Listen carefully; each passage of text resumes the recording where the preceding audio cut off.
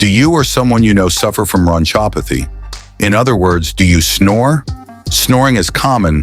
Almost 10% of children and over 40% of adults under 40 years old are affected. But is snoring normal? While snoring is common, it can be a sign of something more serious, especially when the sound reaches high levels, sometimes as loud as 95 decibels. In such cases, it can affect health and relationships. Snoring happens because of abnormal vibrations in the pharynx during sleep. As we enter deep sleep, muscles in the throat, tongue, and palate relax, partially blocking the airway.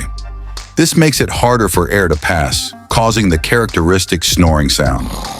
Snoring can lead to poor sleep quality, mood changes, and even daytime fatigue. It can also signal a more serious condition like sleep apnea, where breathing temporarily stops during sleep, or hypothyroidism. Want to stop snoring? The first step is to understand the cause. Sometimes small changes in lifestyle, like losing weight, changing sleep positions, or avoiding alcohol before bed, can make a big difference. Say goodbye to snoring and hello to restful nights.